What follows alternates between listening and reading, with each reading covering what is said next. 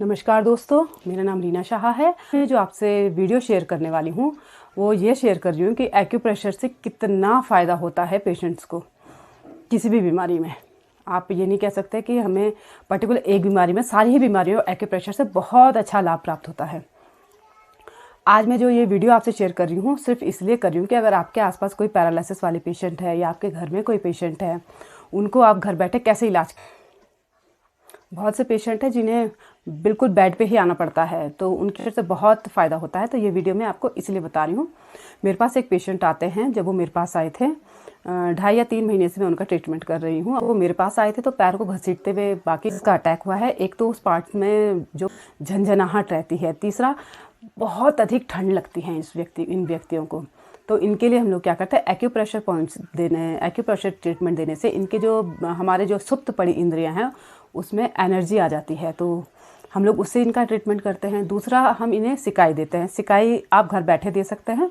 हम ईंट को गर्म करते हैं और ईंट को एक कपड़े में रैप करके उस पार्ट पे सिकाई देते हैं।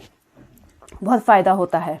तो आप घर बैठे हैं तो प्लीज़ इस वीडियो का लाभ उठाइए और ज़्यादा से ज़्यादा प्लीज़ शेयर कीजिए।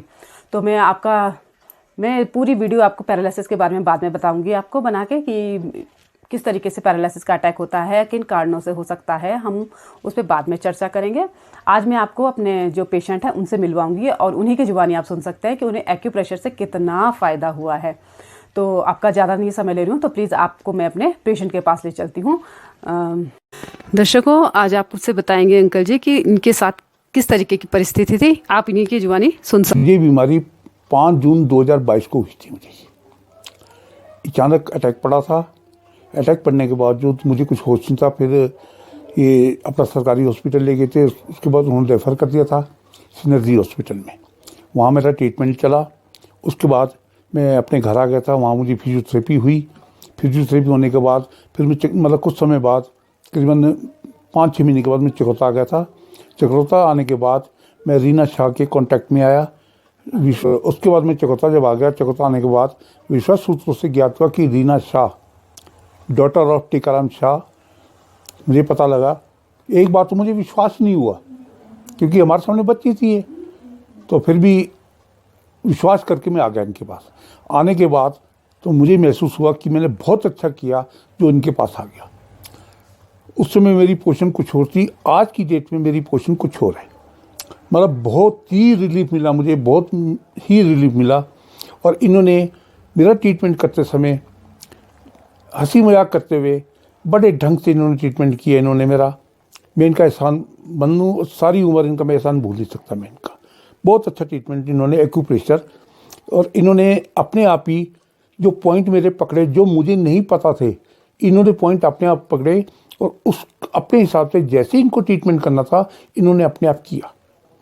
इनका मैं आभारी हूँ। ये एहसान मैं इनका ज़िंदगी भर नहीं भूल सकता। इनको एक्यूप्रेशर से कितना फ़ायदा हुआ है। और जब एक्यूप्रेशर का अटैक होता है ना, तो आपके आधे शरीर में होता है। तो जो आधा शरीर है उसमें एक तो बिल्कुल पूरा शरीर बेजान हो जाता है। वो जिस पार्ट में आपका पैरालिसिस का अटैक पड़ा है वो पार्ट बिल्कुल ही बेजान हो जाता है। अगर आप कुछ चीज़ उठाना चाहें या कुछ काम करना चाहें तो उनसे वह काम नहीं हो पाता है, क्योंकि वो शरीर तो बिल्कुल बेजान हो जा चुका है। तो एक्यूप्रेशर जो सुप्त पड़ी इंद्रियां हैं उसमें है एक्यूप्रेशर के द्वारा, और इनसे हमने एक्सरसाइज भी करवाई है। बाकी आपने इनसे सुन ही लिया है कि इनको एक्यूप्रेशर से कितना फ़ायदा हुआ है। तो अपनी वीडियो को मैं यहीं पे समाप्त करती हूँ। मेरी वीडियो को प्लीज़ लाइक, सब्सक्राइब और